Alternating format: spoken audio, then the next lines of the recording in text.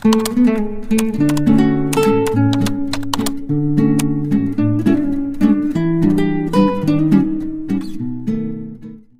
ang may kasalanan ng lahat ng ito.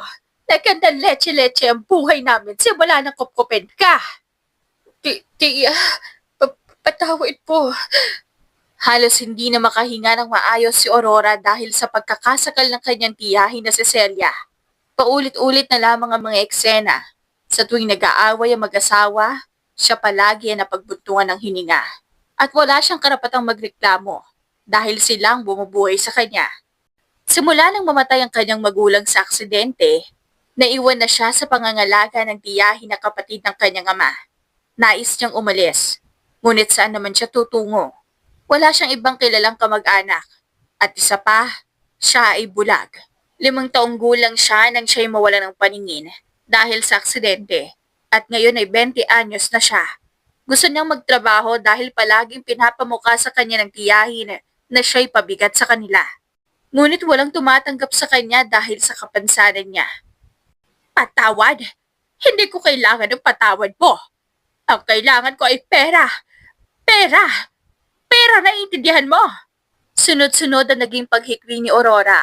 Halos mabingi siya sa lakas ng boses ng tiyahin nang sigawan siya nito sa kanyang tenga. Galit nitong hinawakan ng panga niya na ikinaawang ng kanyang labi sa sakit. Puno iyon ng gigil at pakiramdam niya'y matatanggal na ang kanyang panga. Narirente na ako sa pag-iyak mo, panyeta ka! Aray ko, tiya, sasaktan po ako. Malakas niyang daing ng buhok na naman niya ang pagbuntunan nito. Sinabunutan siya nito ng gusto na halos matanggal na ang kanyang anit. Wala kang karapatang magreklamo dahil palamunin lang kita. Galit nitong singhal at ilang beses siyang tinadyakan sa sikmura. Halos panawan siya ng ulirat dahil sa sakit. Ang paghinga niya'y hindi naging pantay at unti-unting nawala ng hangin ang kanyang baga. Sumuka rin siya ng dugo ngunit kahit na ganon, hindi man lang ito nakaramdam ng awa. Patuloy pa rin siyang minamaltrato hanggang sa humina ang kanyang pandinig at bumagsak ang kanyang talukap ng kanyang mata. Mamatay ka na!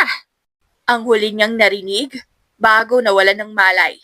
Hindi batid ni Aurora kung bakit pinagmalupitan siya ng tadhana.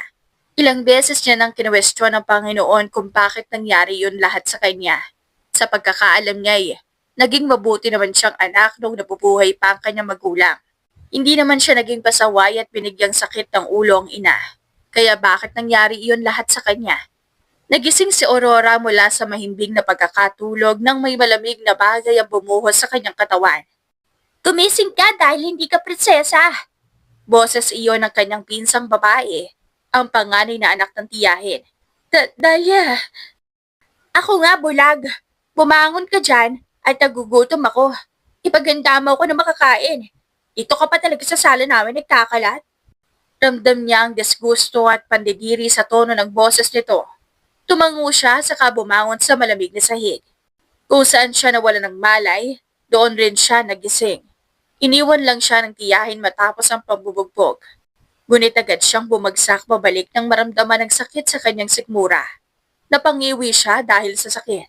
Ano pang hiningawi-ngiwi mo dyan? Bilisan mo! Wala ka talagang kwenta kahit kailan. Bakit ka pa kasi kinupkup ni Mama? Papigat ka lang naman sa amin. Kahit masakit ang buong katawan, minabuti niya pa rin bumangon dahil alam niyang pagbubuhatan siya nito ng kamay kapag hindi siya sumunod. Kumakapa-kapa siya sa dilim.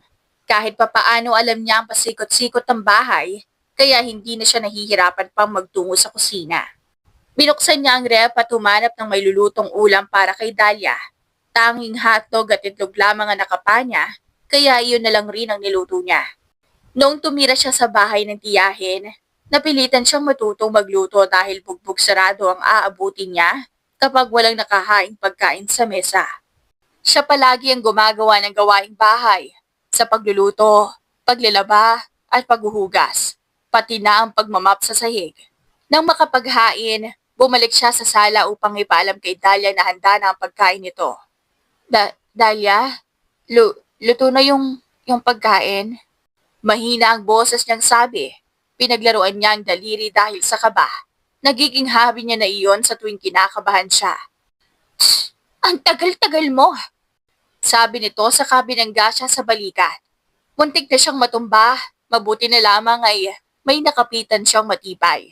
Huminga siya ng malalim saka naglakad patungo sa kanyang silid na dating bodega. Nasa likod iyon ng bahay. Sobrang liit at sikip nun. Sakto lamang para sa kanya. Kumuha siya ng damit dahil maliligo siya. 3 pirasong damit lang ang meron siya at duster pa iyon na mapaglumaan ng kanyang tiyahin. 3 panty at 2 bra. Yun lamang ang meron siya. Nisapin nga sa paa, wala siya. Matapos niyang maligo, bumalik siya sa kusina upang hugasan ang pinagkainan ni Dahlia. Wala na siyang kasama sa bahay dahil hindi niya naririnig ang nakakarendo nitong boses. At iyon na ang pagkakataon niyang kumain. Hindi kasi siya makakakain ng ayos kapag nasa bahay ang mga ito dahil puro utos ang ginagawa sa kanya. Nagtatago rin siya ng makakain niya para sa tanghalian at hapunan. 2 pirasong hotdog at kanin lamang iyon na tinago niya sa kanyang kwarto. Kinahapunan, maagang umuwi ang tiya Celia niya para utusan siyang magluto ng marami dahil may bisita raw silang paparating. Siguraduhin mong masarap at maayos ang lahat ng mga ihahanda mo. Dahil kung hindi, 3 araw kitang ikukulong sa silid mo, maliwanag? Mabilis siyang tumango. Nang iwan siya nito, mabilis siyang gumalaw at inumpisahan ang paghihiwa ng karne at mga sangka para sa lulutuin niyang apritada, steak, at menudo. Ginalingan niya ang pagluluto dahil ayaw niyang makulong ulit ng 3 araw na walang makain o mainuman lang. Nang matapos siya sa pagluluto, sakto naman dumating ang kanyang 2 pinsan na si Dahlia at Argus.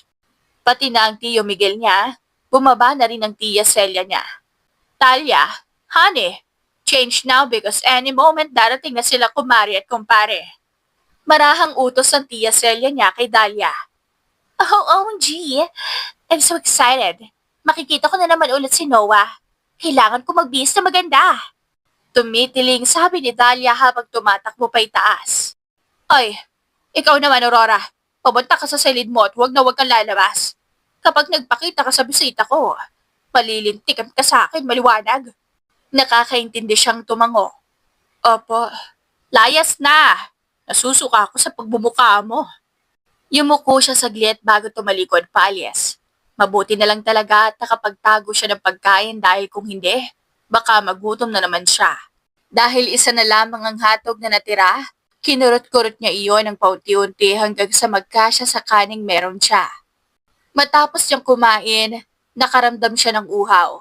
Nakalimutan niya palang magdala ng tubig. Tiisin mo na lang ang uhaw, Aurora. Mahinang kausap niya ang sarili. Ang pinagkainan niya ay nilagay muna sa isang tabi dahil bukas niya pa iyon mahuhugasan. Sa kabilang banda, ang pamilyang Flores ay dumating na sa tahanan ng mag-asawang Domingo.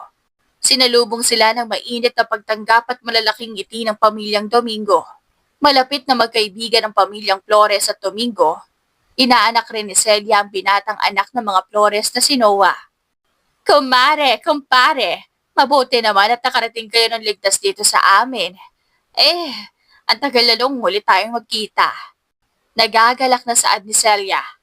Oo nga Akala namin matatagalin pa ang aming pagdating dito sa Masbate. Mabuti na lamang at hindi gaanong traffic. Sagot ni Mrs. Eda Flores. Nagkamayan naman ang dalawang Ginoo, habang si Dahlia naman ay nakatanggap ng halik sa pisngi mula kay Noah na mas lalong ikinapula ng pisngi nito.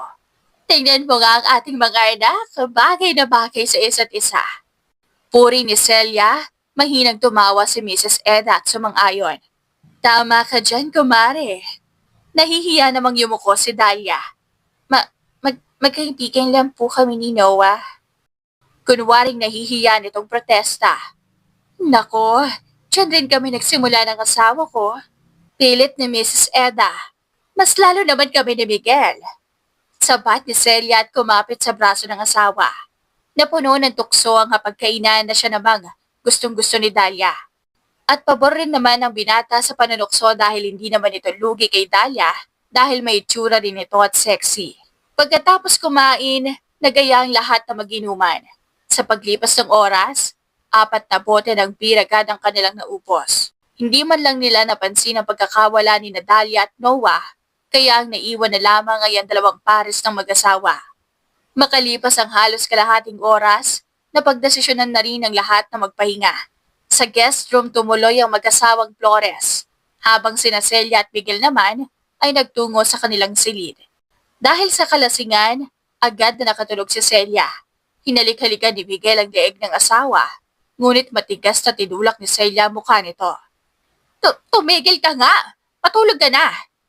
Irita nitong sabi. Iso lang. Pilit ni Miguel. Pagod ako. Desmayadong napahilamos sa mukha si Miguel.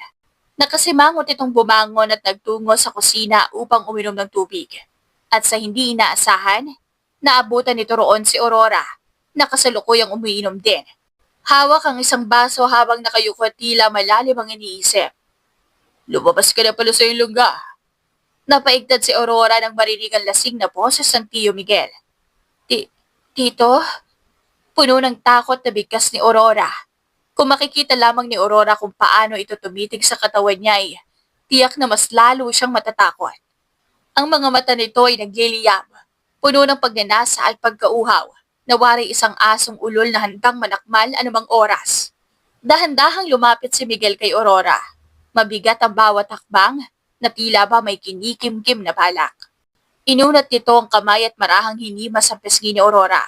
Agad na napaatras si Aurora.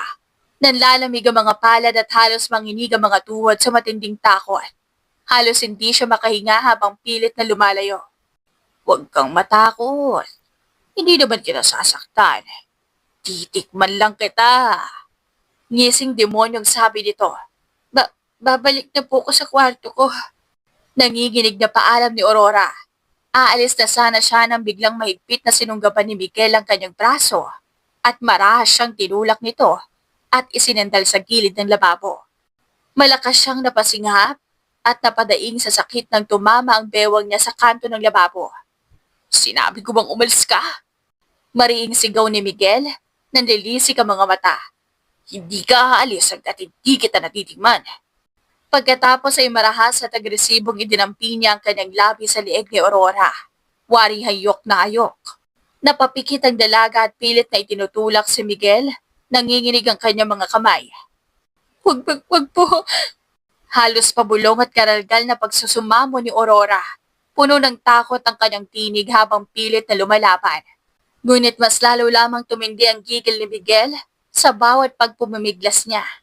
Sunod-sunod na pumatak ang luha sa kanyang mga mata.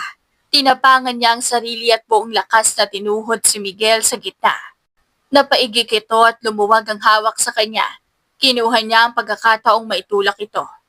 Agad na tumalikod si Aurora at mabilis na tumakbo palayo. Nanginginig at halos mawalan ng hininga sa takot. Subalit hindi pa man siya nakakalayo nang mahablot siya ni Miguel. Sa gigil nito, marahas nitong pinunit ang parte ng duster na nahawakan. Dahilan upang lalong manlumo at matakot si Aurora. Marahas siya nitong hinaklit paharap at malakas na sinampal na ikinaputok ng kanyang labi. Dahil sa lakas, natumba siya. Hinilan nito ang kanyang binti para siya'y mahiga. Inipon niya naman ang kanyang buong lakas at tinadyakan nito na ikinabitaw nito sa kanya. Mabilis siyang tumayo at nang may mahawakang matigas na bagay, kinuha niya iyon at hinampas sa ulo ng Tio Miguel niya. Gumawa iyon ng malakas na ingay kasabay ng malakas na pagdaing nito. Sa takot na gantihan siya nito, mabilis siyang tumakbo palabas ng bahay. Ilang beses siyang napatid ngunit hindi siya sumuko hanggang sa tuluyan siyang makatakas. Luha ang tumakbo si Aurora palabas ng bahay.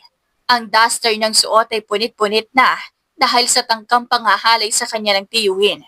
Kumakapa-kapa siya sa dilim habang walang tigil sa pagtakbo. Hindi niya alam kung saan na siya nakarating. Nang makaramdam ng pagod, tumigil siya sa pagtakbo habang pinapakiramdaman ng paligid. Dahil ngayong malalim na ang gabi, wala nang tao sa daan. Tanging siya na lamang ang palakad-lakad. Hanggang sa nakarinig siya ng paparating na sasakyan at huminto sa kanyang tabi.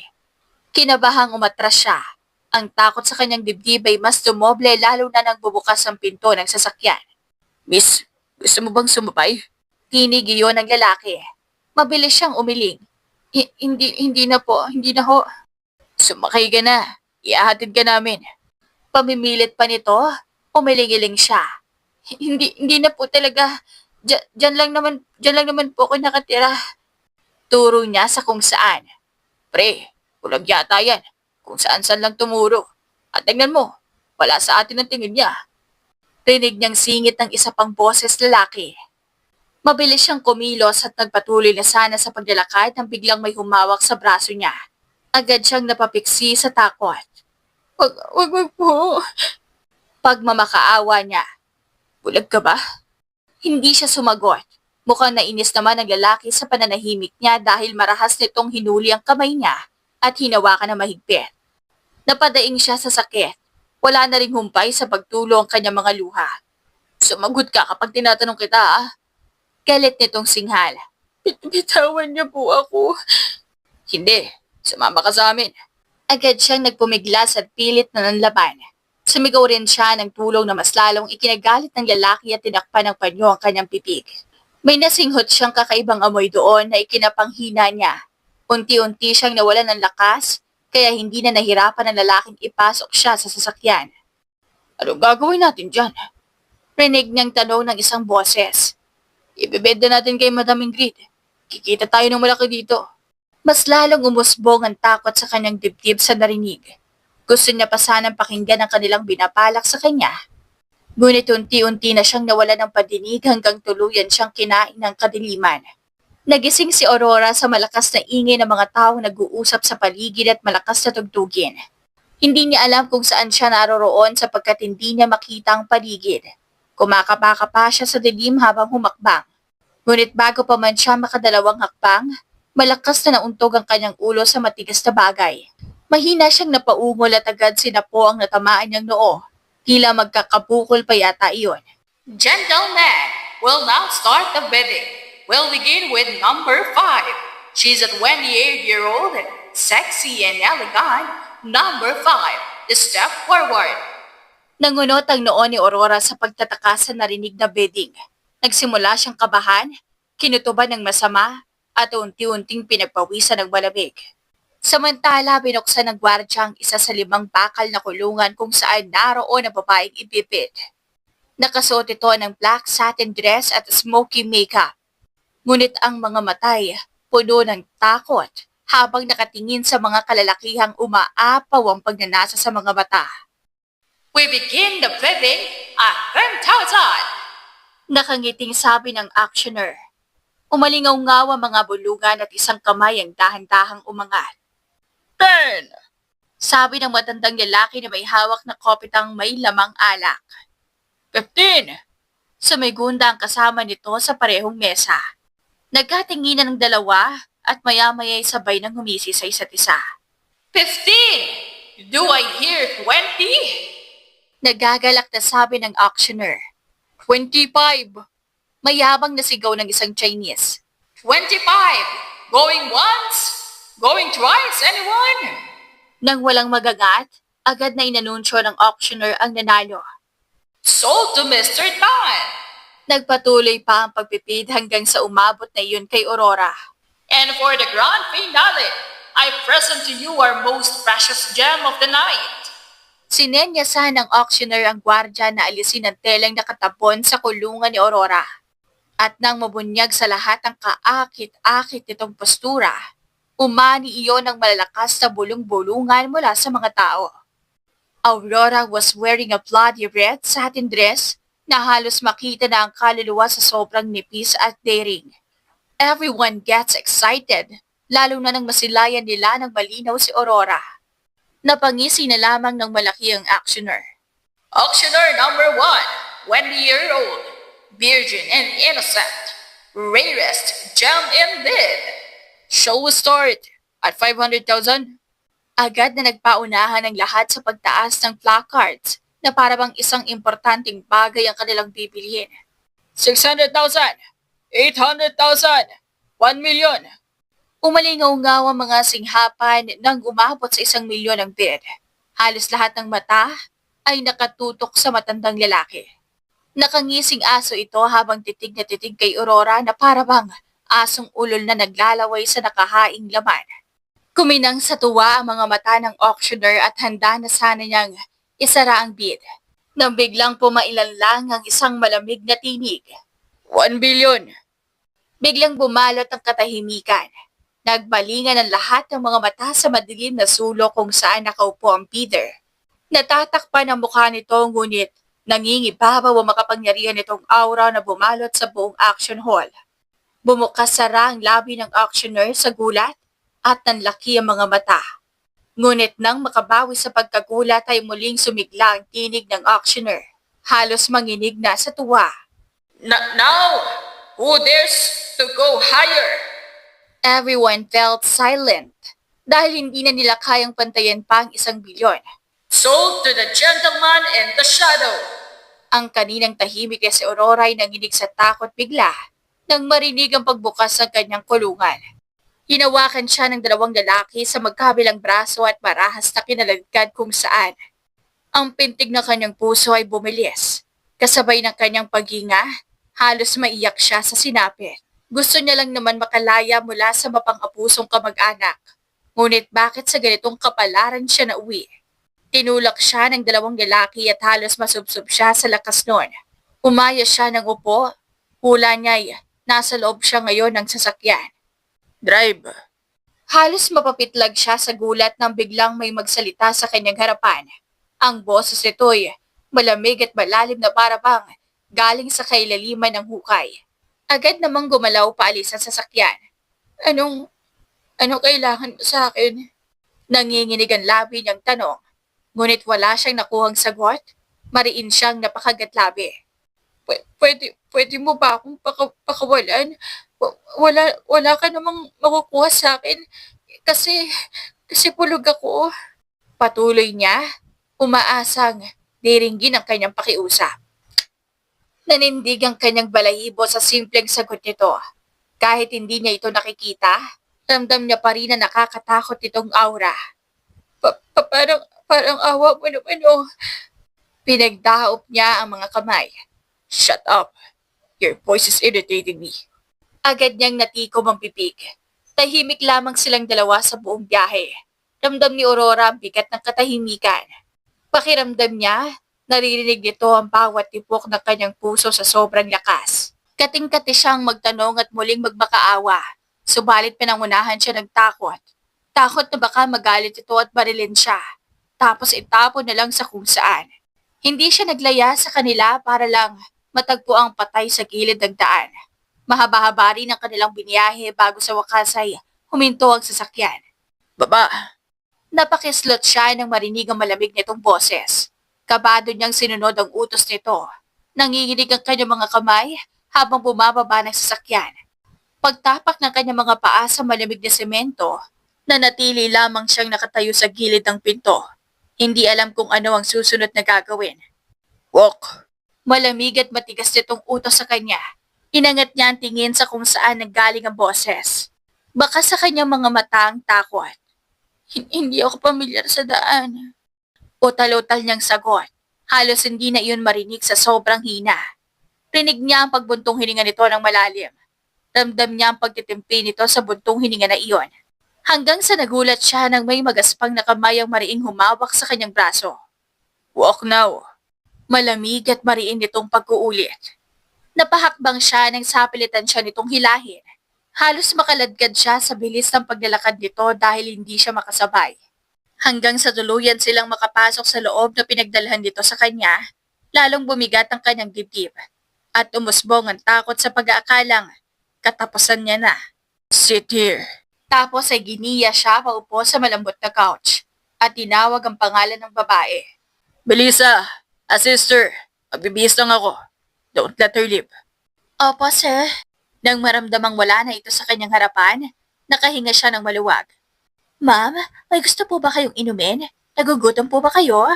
Magalang na tanong sa kanya ng nagangalang Melissa. Pinilit niyang ngumiti ng tipid. Pwede bang makahingi ng tubig? Nahihiya niyang sabi.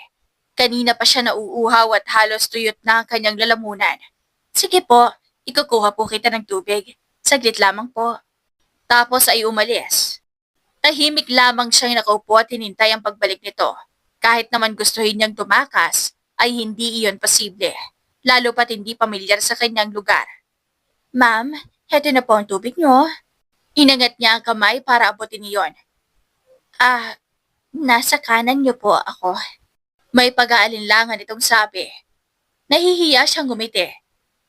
Pasensya na. Bulag kasi ako. Ang malakas nitong pagsinghap, ang kanyang narinig. Pasensya na po, hindi ko alam. Ayos lang po. Pero ang ganda-ganda niyo po. Mas lalo siyang nahiya sa papuri nito. Hindi niya alam kung maniniwala ba siya since never niyang nakita ang sarili. Salamat po. Tanging na isagot niya. Umupo si Melissa sa kanyang tabi. Ako po pala si Melissa. Ikaw po, anong pangalan mo? Aurora. Aurora ang pangalan ko. Wow! Bagay na bagay sa'yo ang pangalan mo. Alam mo ba kung anong ibig sabihin nun? Umiling siya. Ibig sabihin ng pangalan mo, no beginning, beauty, light and hope. Maligalig nitong sagot. Siya naman ay nahulog sa malalim na pag-iisip. Bagay nga ba sa kanyang pangalang iyon? Kung puro pasakit lamang ang kanyang natatamasa, aasa pa ba siya na magbabago ang kanyang buhay? Na may bagong simula siyang mararanasan? Mapait siyang ngumiti. Hindi na siguro siya aasa. Mabigat ang dibdib na uminom siya ng tubig. Girlfriend ka ba ni boss? Agad siyang nabulunan sa naging tanong nito sa kanya. Hindi na iyon inaasahan. Hala, ayos ka lang? Hinagod nito ang kanyang gikon. Sunod-sunod siyang umubo at tumango. Ayos lang ako. Sure ka? Pulang-pula ang pisngi mo. Taranta ngunit naninigurado nitong tanong. Tumango ulit siya at huminga ng malalim. Oo, oo, ayos na ako. Magdahan-dahan ka kasi. Sermon nito. Gusto niya itong sagutin ang kasalanan mo ngunit tinikom niya na lamang ang bibig. What's happening here? Pareho silang natigilan ni Belisa nang marinig ang boses ng lalaki. Nabulunan lang po ng tubig. Ito na ang sumagot sa tanong ng amo. Belisa, can you prepare a dinner for her? Opo, sir. Aurora, may iwan na muna kita dito. Magluluto lang ako ng hapunan mo. Tumango siya. Sige. Nang makaalis si Melissa, ito ang pumalit. Halos hindi siya mapakali sa kinauupuan dahil sa kaba. Damdam niya ang malalim at mariin nitong paninikig. Tumikim siya at umiba ng posisyon sa pagkakaupo. Bumuka ang kanyang labi, ngunit agad ring tinikom. Tok, you look like an idiot. Anong pangalan mo? Pulang-pula ang kanyang pisngi niya sa hiya. Why do you need to know? Masama pa? Balik niyang tanong. What are you doing there?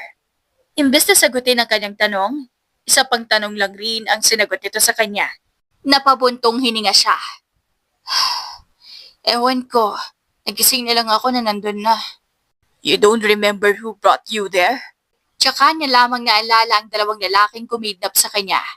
May dalawang lalaking kumidnap sa akin. Bago ko nawala ng malay. Narinig kong sinabi nung isa na ibebenta raw nila ako kay Madam Ingrid. Hindi ito nagsalita. Bakit mo nga pala ako binili? Anong balak mo sa akin? Good thing you ask. Sabi nito. We'll talk about that after you eat. For now, go with Melissa. Pagkasabi nito ay saka naman niya narinig ang boses ng Melissa. Nakahanda na ang pagkain mo, Aurora. Melissa, assist her to the dining room. After she eat, dalhin mo siya sa opisina ko at may importante kaming pag-uusapan. Utos nito kay Melissa. Sige, sir. Ako nang bahala sa kanya. I'll be waiting for you at the office. Palagay niya siya ang kinakausap nito kaya tumango siya bilang tugon. Pagkatapos ay inakay siya ni Melissa patungong hapagkainan. Kailangan pa ba kitang subuan? Alanganing tanong ni Melissa. Ngumiti siya at umiling. Hindi na. Kaya ko namang kumain mag-isa. Ikaw ba, kumain ka na? Oo, kumain na ako. Huwag na akong alalahanin. Sagot ni Melissa at naupo sa kanyang tabi. Ramdam niya ang panonood nito sa kanya habang siya'y kumakain. Alam mo, hanga ako sa'yo. Kahit na ganyan ka, kahit na ganyan ang kalagayan mo, nagawa mo pa rin ngumiti tapos kaya mo rin ang sarili mo. Kung ako niyan, baka naglugmok na lang ako sa lungkot. Nilunok niya ang pagkain bago sumagot. Nasanay na rin naman na ako. Ayos lang ba ako magtanong ako? Tumango siya. Tumikim si Melissa. Inborn na ba yung pagkabulag mo? Umiling siya. Hindi. 5 taon gulang pa lang ako nung nabulag ako. Car accident. Kasama ko mga magulang ko. Ako lang ang nakaligtas. Malakas na napasinghap si Melissa. Grabe, ang lungkot naman yan. Pilit siyang ngumiti. Pero ayos naman na ako. Hindi ko na nga maalala ang hulma ng mga mukha nila eh. Bakit kaya ganon? Kung sino pa yung importante sa buhay natin, sila pa yung mas madali nating nakakalimutan. Dahan-dahan na naging pagmuya niya. Siguro dahil pagkalimot ang ating naging mekanismo para makalimutan yung mga masasakit na alaala kasama ang taong yun. Malalim yung sagot. Siguro nga, sang-ayon nito. Hindi na muli silang nag-uusap matapos noon hanggang sa natapos siyang kumain at ihatid nito sa pinto ng opisina ni. Teka Melissa, ano nga pala ang pangalan niya? Tanong niya kay Melissa. Ha? Sino si sir? Tumango siya. Bakit hindi mo siya kilala? Akala ko ba magkakilala kayo? Kaya kanya dinala dito sa bahay niya. Gulat nitong tanong. Napakamot batok siya. Ano? Mahabang kwento. Bumuntong hininga si Melissa. Samuel Montemayor, 33 anyos. Single, 6'7" yung height. MBMM. MBMM? Nagtataka niyang pag-uulit sa huling salitang binigkas nito. MBMM. Mayamang binatang mahirap mamatay. Kumunot ang noon niya at kalaunay bumukas sa bibig. Ano? May ganun pala? Bulong niya. Hindi pa rin makapaniwala. Humagikhik si Melissa. Oo, at si Sir yun. Sige na, bababa na ako. Kumatok ka muna ng 3 beses bago ka pumasok. Tumango siya. Nang iwan siya ni Melissa, sinunod niya ang sinabi nito. Kumatok ng 3 beses at pinihit pabukas ang seradora. Pagkapasok niya sa loob, nanatili muna siya nakatayo sa may pintuan. Naghihintay nagsasabihin nito. Come here. Malalim at malamig ang boses nitong sabi na ikinanginig ng kanyang kalamnan. Napalunok siya, ramdamang malakas na pagkabog ng dibdib. Dahan-dahan niyang hinakbang ang mga paa at sinundan ang pinagmulan ng tinig. May upuan sa harapan mo. Mupo ka. Malalim ngunit mahinahon itong wika. Bahagya siyang tumungo at kumapaka pa. Nang maramdaman ang upuan ay dahan-dahan siyang naupo. Pilit pinapakalma ang mabilis na pintig ng kanyang dibdib. Anong pag-uusapan natin? Lakas loob niyang tanong. I did a background check about you. Umawang ang kanyang labi sa gulat. Ganun kabilis? Ilang oras pa lang silang magkakilala. Tapos nalaman agad nito ang tungkol sa kanya. Biglang bumilis ang tibok ng kanyang puso at ramdam niya ang panlalamig ng kanyang katawan. Paano kung isumbong siya nito sa tiya Celia niya? Paano kung bigla na lang siya nitong sunduin at kalad ka rin pa uwi? Napayukom siya ng kamao. Pinipigilan ng sariling kontrolin ng panginginig ng katawan. Please, huwag mo kong ibalik sa amin. Pakiusap niya habang nanginginig ang labi. Unti-unting namasa ang kanyang mga mata at anumang segundo ay handa ng pumatak ang kanyang mga luha. I won't do that, but... Lumunok siya at inabangan ang sunod-sunod nitong sasabihin. Marry me, and I'll give you home for life. You also free to do everything you want. Lahat nito sa kondisyon. Paano kung hindi ako pumayag? Halos pabulong niyang tanong sa nanginginig na boses. Then you should pay me 1 billion. Ibabalik na rin kita sa inyo. Walang bahid na pagbibiro nitong sagot. 1 bilyon. Paano niya mababayaran yon? At ang mas malala, ibabalik siya nito sa impyernong pinanggalingan niya. Mabilis siyang umiling sa takot. Ayaw niya. Ayaw niya nang bumalik pa roon. Ilang beses siyang napanunok bago sumagot. Sige, paayag na ako. Basta wag mo ko ibabalik sa amin. Deal. Matapos ang kanilang pag-uusap, dinala siya ni Samuel sa kanyang magiging kwarto. Bukas na bukas rin daw ay ipapakilala siya nito sa lahat ng mga tauhan nito. Sa gabing iyon, hirap siyang makatulog dahil sa dami ng iniisip. Naguguluhan siya kung tama bang ginawa niya. Pero hindi niya na iyon pwede pang bawiin dahil pinapirma siya ni Samuel ng kontrata. At kapag binali niya iyon, Magiging 2 billion raw ang babayaran niya dito. At kapag raw ikinasal sila, bawal silang mag-divorce o mag-anan. Sa madaling salita, forever silang masa-stuck sa isa't isa. Hindi niya alam kung anong oras siya nakatulog. Basta kinabukasan nagising na lamang siya sa pagyugyog ni Melissa. Aurora, bumangon ka na dyan, bilis! May bahid na pagkataranta nitong utos na ikinakunot ng kanyang noo. Bakit? Bakit ano nangyari? Namamaos ang boses niyang tanong at tamad na bumangon. Kasal mo na ngayong araw tapos ikaw nandito pa nakahilata. Yung pare nandyan na sa baba. Para siyang binuhusan ng malamig na tubig sa narinig. Malakas na kumabog ang kanyang puso. Hindi niya alam kung matutuwa pa siya o mas lalong kakabahan sa hindi inaasahang balita. Wala naman kasing sinabi si Samuel na ngayong araw agad sila ikakasal. E di sana hindi siya nagpuyat kakaisip kagabi. Bilisan mo na para makaligo ka na. Nakanda na yung bathtub. Tapos ay inalalayan siya sa pagbaba ng kama at patungong banyo. Magubad ka na. Agad na nangamatis ang kanyang mukha sa hiya sa sinabi nito. Pwede ka nang lumabas? Hindi pwede, utos niya sir tulungan kita maligo. Hindi, kaya ko na. Ay, tutulungan pa rin kita, huwag ka nang mahiya. Pareho naman tayong babae. Kung anong meron sa'yo, meron rin ako. Wala na siyang nagawa kundi ang hayaan nito. Hiyang-hiya siya habang naliligo. Buong buhay niya, wala pang nakakakita sa hubad niyang katawan. Si Melissa pala. Matapos niyang maligo, sinuotan siya ni Melissa ng roba. Sakto naman ang pagpasok ng makeup artist sa kanilang paglabas ng banyo. Saglit ang mga itong nagpakilala sa kanya. Nakilala niya sila sa pangalan na Precious, Bubbles, at Rainbow. Ma'am, maupo po kayo dito. Boses iyon ni Precious. Inalalayan siya ni Melissa sa sinabi nitong upuan. Ilang saglit pa'y sinimulan na nito ang pagme-makeup sa kanya. Habang si Bubbles naman ang umaayos sa kanyang buhok, si Precious ang taga-assist ng mga ito. Nagkukwentuhan at nagbibiruan sila buong durasyon ng pagme-makeup hanggang sa matapos. Kaya naman pala atat na atat si Sir na pakasalan kayo ma'am, ang ganda-gandang babae naman kasi. Uminit ang kanyang pisngi sa papuri ni Rainbow. Kung kanina na walang makeup, maganda na ngayon, mas lalong gumanda. 10 times.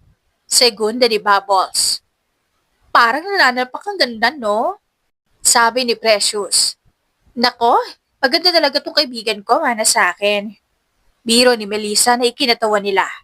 Agad na pinasuot sa kanya ang kanyang wedding gown. Mermaid style yon na hapit sa kanyang katawan. Yung neckline naman, binek at nakaboho lace. Alam niya kasi, sinabi ni Melissa, detail by detail. Pagkatapos ay kinabit sa kanya ang kanyang biel. Nang matapos sila lahat-lahat, bumalik na naman ang kaba sa kanyang dibdib. Pinanlamigan siya ng kamay at pakiramdam niya. Matatay siya. Relax, kumalma ka. Hindi ka tatakbuhan ni Sir. Biro ni Melissa nang maramdaman ang pagiging tense niya. Kinatungan naman niyo ng tatlo. Tanga na siguro si Sir kung tatakbuhan ka pa. Sa ganyang ganda, nako, hindi ako matatayuan. Bakit? Tayong-tayo na ba yung iyo? Pahawak nga. Biro ni Melissa. Wag na, madunuklaw. Dahil sa biruan ng apat, nabawasan ng konti ang kanyang kaba. Pababa ng hagdan, nakaakay sa kanyang apat.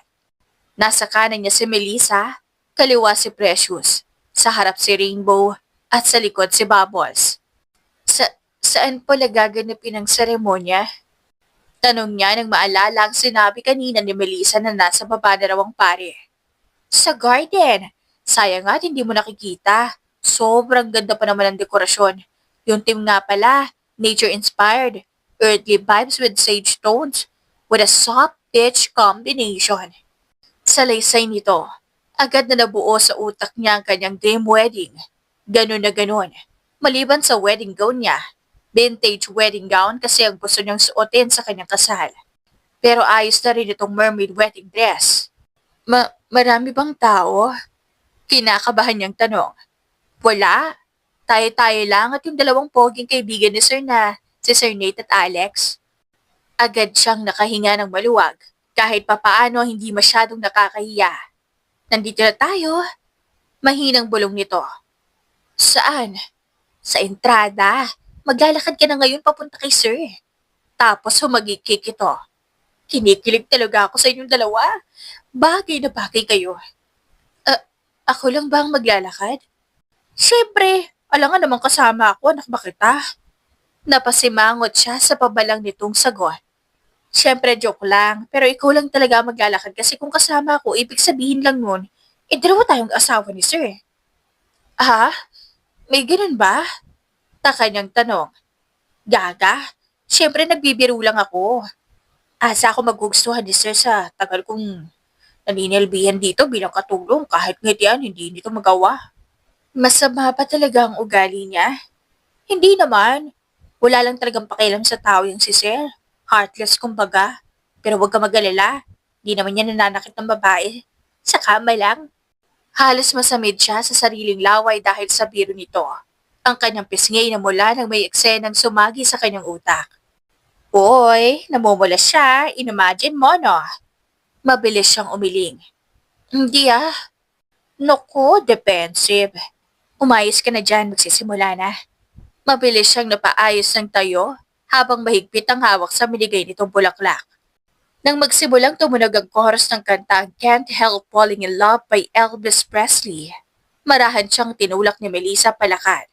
Nanginginig ang kanyang kamay habang hawak ang bulaklak. Halos malagutan rin siya ng hininga dahil sa sobrang kaba. Ang puso niya'y malakas ang tampol. Nagulat siya nang marinig na mahinang tilian hanggang sa may kamay na humawak sa kanyang braso. Halos mapaigtad siya sa gulat. You're so slow. Baritonong ani nito at sinabayan siyang maglakad. Kinakabahan kasi ako. Pag-amin niya. Don't be nervous. You have nothing to worry about. It's just us here. Anyway, you look good. The gown suits you more. Nagulat siya sa compliment nito. Hindi siya lubos makapaniwala. Ang malamig pa sa Antarctica ito, kinompliment siya. Dear friends and family, welcome. We're gathered today to celebrate the union of Aurora and Samuel. Panimula ng pari, buong seremonya, tahimik lamang siyang nakikinig at sumusunod sa kung ano ang iutos sa kanya ng pari. Hanggang sa inanunsyo nito ang, You make now, kiss the bride. Halos mamutla siya nang marinig iyon. Bigla siyang nailang. Hindi niya alam ang gagawin. Hanggang sa hinapit siya ni Samuel sa pewang palapit sa katawan nito. Napasinghap siya at namula ang pisngi sa hiya. Lalo na nung may narinig siyang sumipol. Are you shy? Tanong nito sa namamaos na boses. Napalunok siya. Biglang nagtaasan ng balahibo sa kanyang batok. Sobrang lapit ng mukha nito sa kanya dahil sa hininga nitong tumatama sa kanyang mukha. Hahalikan mo ba talaga ako? Mahina ang boses niyang tanong. Sagot nito. Bakit? Isn't it normal to kiss after getting married? Why are you asking now? Kasi hindi naman tayo totoong couple. Nakanguso niyang sagot. We are. We're married now. Umawang ang kanyang labi. Pero, nanlaki ang kanyang mata nang maramdaman ng isang malambot na labi na sumakop sa kanyang labi. You're talking too much. Bulong nito sa kanyang labi habang patuloy pa rin siyang hinalikan. Siya naman ay parang tuod lang na nakatayo. Hindi siya makagalaw. Ang puso niya ay malakas ang tipok at pakiramdam niya, tumigil ang ikot ng oras. Hindi niya namalayang tinapos sa pala nito ang halik. Kung hindi lamang siya nilapitan at niyakap ni Melissa, hindi pa siya makakabalik sa katinuan. Wendy! Congratulations! Mrs. Montemayor ka na ngayon. Malakas nitong tili at tiyog-yog pa siya. Halos mahilo siya dahil doon. I'm so happy for you. Tapos ay humikbi na ikinataranta niya. Bakit ka umiiyak? Tears of joy. Mahina siyang natawa. Can I borrow my wife first? Singit ni Samuel. Sure, sir. Inakay siya ni Samuel sa kung saan. Aurora, I would like you to meet my friends, Alex and Nate. Ngumiti siya ng tipid. Ikinagagala ko kayong makilala. It's a pleasure to meet you too, Mrs. Montemayor. I'm Nate. Ani Nate gamit ang mapaglarong tono. Kinuha nito ang kanyang kamay at marahan niyong ginampian ng halik sa likod ng palad. Halos manginig siya sa gulat at namulang ng todo sa hiya sa ginawa nito. Lalo na't tinawag pa talaga siyang Mrs. Montemayor. I'm Alex. Tipid na pakilala nung Alex at mahina siyang tinapik sa balikat. Hindi nagtagal nagtungo sila sa poolside kung saan ang handaan. Simple lang iyon dahil sila lang naman. Everyone, especially to all the maids, who are surprised to know about Aurora's existence. I'd like to introduce her as my wife. I expect you all to care of and respect her as my partner. If I hear anything that I don't like, prepare yourself for punishment. Ang tono nito ay matigas. Walang bahid na pag-aalinlangan na para bang ang bawat lalabag ay may kahahantungan. Understand? Sabay-sabay na sumagot ang lahat. Pagkatapos ng nakabamatay nitong banta, nagpatuloy ang kasiyahan. Tumagal iyon hanggang gabi. Hindi niya na rin alam kung nasaan si Samuel dahil bigla itong nawala na parang bula pagkatapos siya nitong ipakilala sa lahat. Kasabay nitong nawala ang dalawang kaibigan. Sa kabilang banda, sa madilim at malamig na Black Phantom, umugong ang mga daing at sigaw ng isang lalaki na katali sa isang silya. Walang awa itong pinarusahan ng underground leader matapos mapatunayan ang pagtataksil. You know that I hear traitors, right? Ani Diet, ang leader ng Black Phantom Organization. Ang boses nito ay mababa ngunit matalim. Ang bawat salita ay tila kutsilyo na tumutusok sa laman. Unti-unti itong lumapit sa lalaki na katali sa upuan. Ang mata ng lalaki ay puno ng takot at pangamba sa kaharap. One of the things we've sworn is not to betray the group. Bahagyang kumunat ang noon nito, habang ang mga matay nanlilisik. Inilapit nito ang muka sa kausap. But you still did it. You know what punishment you'll receive? Don't you? Mahinahon ngunit puno ng matinding pagbabanta nitong sabi. Boss, papatawad. Hindi na po mauulit. Nauutal nitong pakiusap habang nanginginig ang katawan. Putlang-putla ang muka at butil-butil ang pawis. Madilim nang umisi si Death. Ang matay nangingit-ngit sa galit. Did you forget? Malamig nitong tugon. The Black Phantom doesn't give second chances. Dagdag nito, halos kapusan ng hininga ang lalaki na katali dahil sa tensyon. If you betrayed us, it means... Saglit itong tumigil at madilim na tinitigan sa mata ang traidor. You're really a traitor, and you deserve to be punished by... Nilapit ulit nito ang bibig sa tenga ng lalaki. Death. And you know who's dead? Me. Parang batang gumawa ang lalaki at mabilis na nagpumiglas. Umayos ng tayo si Death. Mabigat at nakatitindig balahibo ang presensya nito. Habang naglalakad patungo sa mesa na puno ng iba't ibang matatalim na kagamitan. Iba't ibang klase ng kutsilyo, scalpel, hammer, chainsaw at iba pa. Mas lalong nagwala ang lalaki na katali ng kumislap ang talim ng kutsilyong hawak ng leader ng organization. Umalingaw-ngaw ang sigaw at pagmamakaawa. Ngunit ngiti lamang ang naging sagot ni Death. Walang bahid ng awa.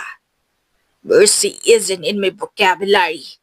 So you're just wasting your breath. Bumalik si Death sa harap ng lalaki. Walang pagdadalawang isip na isinaksak nito ang kutsilyo sa hita ng kawawang lalaki. Hindi pa roon nagtatapos ang lahat. Perasahan nitong hinila palabas ang dila ng lalaki. At sa isang iglap, palupit iyon pinutol gamit ang talim ng kutsilyo. Madilim nang umisi si Death at pinahid ang bakas ng dugo sa kutsilyo. Your tongue deserves to be cut because you're too talkative. Tinanggalan rin ni Death ng kuko sa paa at kamay ang lalaki. Pati ngipin ay hindi nito pinalagpas. Namaos sa kakasigawang lalaki. Naghalo ang pawis, laway, at dugo. Lupaypay na rin ito at para bang wala ng buhay. Nang matapos si Death sa pagpapahirap, lumabas ito at iniwan ang lalaki. Sinalubong agad si Death ng right hand itong si Reyes. Dispose him. Malamig at walang buhay ang matang utos ni Death kay Reyes. Wala namang emosyong tumango si Reyes at saglit na yumuko bago pumasok sa dungeon. Agad na umalis si Death doon at nagtungo sa opisina nito. Dumiretso si Death sa banyo at naghugas ng kamay. Hinubad rin nito ang suot na damit at binasa saka pinunasan ng leeg na may talsik ng dugo. Walang buhay ang mga mata nito habang nakatitig sa refleksyon sa salamin. Ang katawan nito ay puno ng kakaibang tattoo. Ang karang dibdib ni Death ay may nakaguhit na korona at sa ibang parte nito ay may mga bungo. Habang ang likod ay may malaking ahas. Marami ring peklat ang likod nito na galing sa matatalim na bagay at latigo. Ngunit hindi halata dahil sa tattoo. Agad na nagbihis si Death, pagkatapos ay saka humalis. Nakasunod naman ang mga tauhan nito. Sa kabilang banda, nakatulugan na lamang ni Aurora ang paghihintay kay Samuel. Nasa couch ito ng sala at mahimbing na natutulog. Iyon ang eksenang naabutan ni Samuel na makauwi. Napatingin si Samuel sa pambisig na relo. Nang makita ang oras, napabuntong hininga na lamang siya. Saka binuhat si Aurora at dinala sa silid. You didn't even change clothes. Umiling na bulong ni Samuel nang mailapag si Aurora sa kanyang kama. Nagtungo siya sa wardrobe at kumuha ng isang pirasong shirt at boxer niya. Saka binihisan si Aurora. Wala lamang siyang reaksyon habang hinuhubaran at binihisan ito. Kahit tarantado siya at walang pakialam sa ibang tao, ngunit pagdating kay Aurora, malaki ang respeto niya rito bilang kanyang asawa. Matapos niya itong bihisan, inayos niya ang pagkakahiga nito at kinumutan pa. Pagkatapos ay hinubad niya ang kanyang damit at pants. Tanging boxer shorts na lamang niya ang natira. Dumapa siya pahiga sa tabi ni Aurora at pinikit ang mata.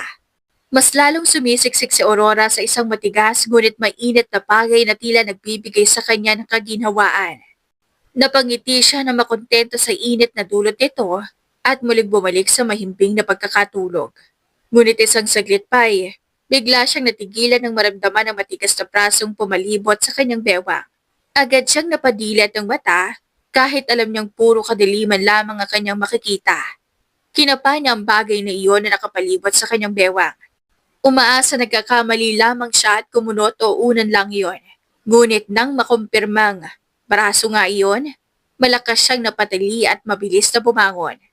Dahil sa kanyang pagkataranta, nahulog siya mula sa kama at napadaing sa sakit. Fuck! What happened? Mabilis na napaawang ang kanyang labi nang marinig ang pamilyar na boses ni Samuel. Grabe pa ito. Halatang kagigisig lang at may bakas pa ng inis at pagkabigla. Mas lalo siyang naguluhan. Nasaan ako? Nauutal niyang tanong. Ramdam niya pa rin ang malakas na pagkarerahan ng kanyang puso dahil sa kaba. Sa pagkakaalam niya kasi, nasa sala siya kagabi at doon na rin nakatulog habang naghihintay dito. Kaya paano siya nakarating sa kwarto? At higit sa lahat, bakit niya ito katabi? You're in my room.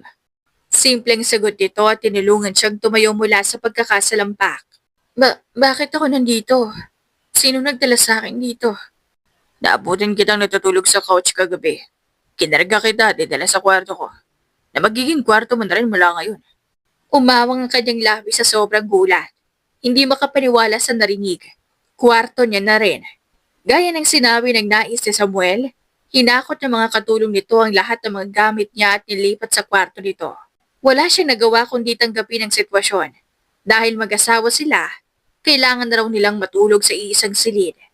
At sa mga nagdaang gabi na magkatabi silang natutulog, halos wala siyang maayos na tulog at pahinga. Lagi siyang kinakabahan at naiilang. Hindi naman kasi siya sanay na may katabi sa pagtulog. At ang mas malala ay lalaki pa. Tapos kapag nagigising siya sa umaga, nakasiksik na siya sa katawan nito habang nakaunan sa braso. Hindi pa rin ba siya tumawag sa'yo? Tanong niya kay Melissa. Baka sa boses niya, ang pag-aalala. Mag-iisang linggo na itong wala at ni isang tawag o mensahe wala siyang natanggap. Ang paalam lang nito ay may trabahong aasikasuhin at saglit lang. Pero hanggang ngayon, wala pa rin. Ewan niya ba kung bakit siya namomroblema dito? Wala, pero nag-text. Nakatanggap ako ng text niya sir kanina. Sagot ni Melissa. Tinatanong kung anong ginagawa mo habang wala siya. Kung inaalagaan ka pa raw namin ng maayos, kung kumakain ka sa tamang oras, kung kamusta ka. Sunod-sunod siyang napanunok. Ramdam niya ang panunuyuan ng kanyang lalamunan at ang pagbilis ng tibok ng kanyang puso. Sa tuwa na kinakamusta pala nito ang kalagayan niya. May kilig siyang naramdaman sa iisiping may pakialam si Samuel sa kanya. Akala niya walang pakialam si Samuel sa kanya dahil kinakausap lang naman siya nito kapag importante. Wala ba siyang Wala ba siyang sinabi kung saan siya ngayon? Tanong niya muli. Wala rin. Sagot ni Melissa. Parang sanay nito sa gawain ng amo. Hayaan mo na si Sir. Ganyan na talaga siya. Bigla na lang mawawala at bigla na rin susulpot na parang bula. Ay nako, hindi na yan bago sa amin. At tama nga siya. Napabuntong hininga siya at dahan-dahang tumango. Ngunit sa kaibaturan niya, ramdam niya ang lungkot at pangungalila na hindi niya alam kung bakit. Kinagabihan bahagyang nagising ang kanyang diwa nang maramdaman niyang may tumapi sa kanya. Napansin din niya ang sariling nakaunan sa isang matigas ngunit mainit na bagay. Kasabay ng mahigpit na paghapit ito sa kanyang palapit. Gusto niya sanang idilat ang mga mata at alamin kung sino yon. Ngunit mas nanaig ang kanyang antok na dahan-dahan siyang hinigo papalik sa mahimbing na pagkakatulog. Kinaumagahan, nagising siyang dismayado nang maramdamang wala siyang katabi. Napabuntong hininga siya. Panaginip lang siguro ang lahat. Ngunit may bahagi sa kanyang puso na hindi naniniwala dahil ramdam niya ang init na dulot nito sa kanya. Bumaba siya matapos niyang maghilamos. Medyo kaya niya nang mag-isa dahil sa binigay na cane ni Melissa sa kanya. At sa ulo niya na rin ang daan at ibang sulok na kanyang napuntahan. Magandang umaga, Aurora. Maganda ba ang tulog mo? Magiliw na tanong ni Melissa. Matamis siyang umiti at tumango. Ayos naman. Sayang, hindi mo naubutan si Sir. Agad na nabura ang ngiti niya at napalitan ng pagkagulat. Umuwi siya? Tanong niya na may halong pagtataka. Kung ganon, hindi yun panaginip. Kumabog ang kanyang puso sa excitement. Oo, nagulat nga ako na madatnan ko siya sa kusina. Pero agad ring umalis pagkatapos. Para raw sa'yo yan. Ay! Kinikilig nitong saan. Uminit ang kanyang puso sa simpleng ginawa nito. Alam mo bang first time kong nakita si Sir na nagluluto? Kahit sarili niya, hindi kayang paglutuan. Akala nga niya, hindi ito marunong magluto. Kaya nagulat talaga ako kanina sa nadatnan ko. Ang swerte mo talaga, Aurora. Hindi siya nakapagsalita. Parang namanhid ang kanyang dila. Ang puso niya ay malakas ang pintig. Nang matikman niya ang luto nito, halos mapapikit siya sa sarap. Parang professional chef ang nagluto. Pinatikim niya rin iyon kay Melissa dahil curious ito kung ano ang lasa ng luto ni Samuel. Wow! Parang luto ni Chef Gordon. Gulat nitong puri. Tumango siya kahit hindi pa man niya natitikman ang luto ng tinutukoy nitong chef. Pagkatapos kumain, nagtungo siya sa hardin upang magpatunaw ng kinain. Kaginhawa ng kanyang nalalasap sa bawat dambi ng malamig na simoy ng hangin sa kanyang muka. Bagay na noon ay hindi niya naranasan habang nasa pader siya ng kanyang tiyahin. Dahil ni minsan, hindi siya pinayagang makalabas ng bahay. Ngayon na nasa pader siya ni Samuel, lahat ng mga bagay na hindi niya naranasan noon, nagagawa niya na ngayon. At sobrang laki ng pasasalamat niya dito. Natapos ang araw na hindi man lang nasilayan ni Aurora ang mukha ni Samuel, kaya kahit sa pagtulog, mabigat ang kanyang dibdib at tila may hinahanap ang kanyang puso. Ngunit habang payapang natutulog ang lahat sa loob ng bahay, wala silang kamalay-malay na may mga armadong kalalakihan ng palihim na sumasalakay. Siguraduhin nyo na makukuha natin ang babae ngayong gabi. Dahil kapag pumalpak tayo, malalagot tayo kay boss. Mahigpit na utos ng parang leader. Sabay-sabay na tumango ang dalawa pang kasama. Areglado. At naghiwa-hiwalay ng daan. Kalkulado ang bawat galaw ng tatlong lalaking sumalakay sa loob ng bahay ni Samuel. Bihasa ang kilos sila na animoy sanay na sa ganoong gawain. Kahit mahigpit ang seguridad ng subdivision at may mga CCTV sa bawat paligid at matataas ang bakod, nagawa pa rin ng mga itong makalusot ng walang nisang nakapansin. May nakapwestong mga bantay sa mismong bahay ni Samuel. Ngunit dahil sa sobrang kumpiyansa, nagsitulugan ang mga ito. Sa kabilang banda, lumabas si Melissa sa kanyang kwarto at nagtungo sa kusina na makaramdam ng uhaw. Ngunit laking gulat nito nang may makasalubong na isang lalaking nakabonet. Nagkagulatan ng dalawa. Ngunit naunang nakabawi ang lalaki. Sino ka? Nanginginig ang boses na tanong ni Melissa. Tumahimik ka! Malamig at mababa ang kinig ng lalaki. Sabay tutok ng baril na ikinasinghap ni Melissa sa takot. Kung kaya mo sumabog ang bungo mo. Sobrang lakas ng kabog ng dibdib ni Melissa at halos manlambot ang katawan nito. Dalhin mo ako sa kwarto ng asawa ng boss mo. Mariing utos ng lalaki. Anong kailangan mo kay Aurora? Huwag ka nang maraming tanong. Lakad! Singhal ng lalaki sabay tulak patalikod habang hindi inaalis ang baril na nakatutok. Dahil sa matinding takot na tuluyang barilin ng lalaki, wala nang nagawa si Melissa kundi ang maglakad paakyat ng hagdan patungo sa kwarto ni na Aurora at Samuel. Nang makarating siya sa tapat ng kwarto, bigla siyang inatake at nawala ng malay. Hindi na siya pinansin ng lalaki at agad nitong pinasok ang silid, kung saan mahimbing na natutulog si Aurora. Nilapitan niya ito at may mapanuksong ngiti.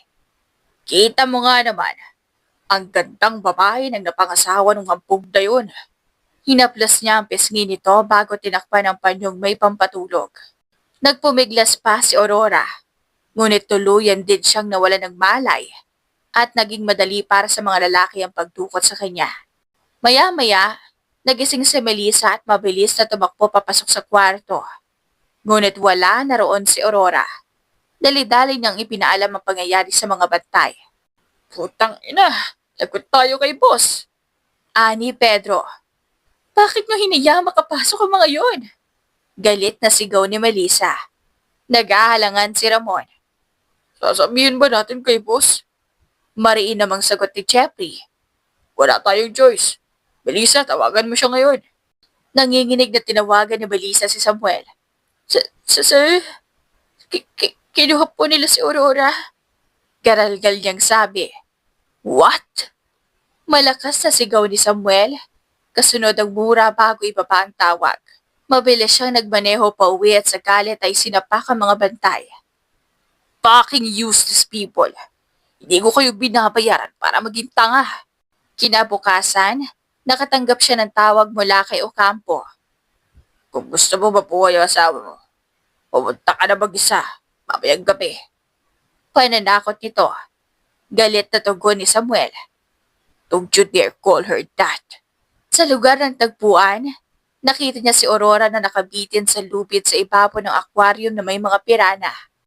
Pirmahan mo tong dokumento, ipasa mo sa akin ang iyong trono. Kapalit ang asawa mo. Wika ni Ocampo. Mariing sagot ni Samuel. Sa tingin mo talaga, pipirman ko to? Nagalit si Ocampo at tinutukan ng baril si Aurora. Pero mabilis na binaril ni Samuel ang kamay nito. Kasunod nun, sumabog ang putok ng mga sniper ni Samuel at isa-isang bumagsak ang tauhan ni Ocampo.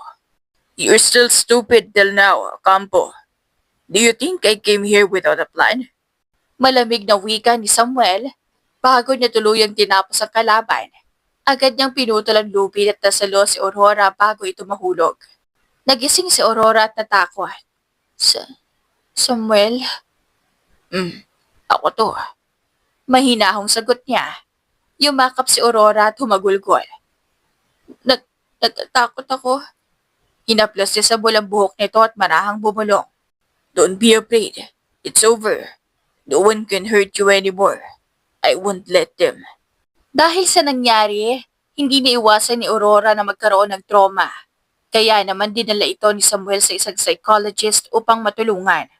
Tumagal ang 3 buwan ng therapy sessions bago tuluyang nakabawi sa trauma si Aurora. Sa panahong iyon, hindi ito iniwan ni Samuel. Laging nasa tabi siya ni Aurora, laging nakailalay. Hanggang sa tumatagal, mas naging malapit sila sa isa't isa. Halos hindi na sila mapaghiwalay. At sa 3 buwang iyon, mas lalo pang lumalim ang nararamdaman ni Samuel na kung dati ay pilit niyang tinatanggi at tinatago. Hanggang sa umamin sila sa kanilang nararamdaman. Years later, nakakakita na rin sa wakas si Aurora dahil sa walang tigil niyang paghahanap ng eye donor. At masasabi niyang yun ang pinakamasayang araw sa buhay ni Aurora. Ang mga kamag-anak na nanakit at nagtangkang gumahasa kay Aurora ay kinasuhan at pinakulong niya. I don't believe in love at first sight, even less in falling in love. But the moment I saw you, you suddenly captured my heart. It wasn't in my plans to bought you. and even less to get married. But everything changed and because of you, Aurora. I love you so much, and I promise to God to protect and take care of you until my last breath. Panunumpa niya. Pagkatapos nilang magpalitan ng vows ni Aurora, inanunsyo na ng pari ang You May Now Kiss the Bride. Kinasal ulit sila ni Aurora sa pangalawang pagkakataon sa Manila Cathedral after nitong makakita. At buong puso niyang ipagsisigawan sa mundo ang pagmamahal niya dito.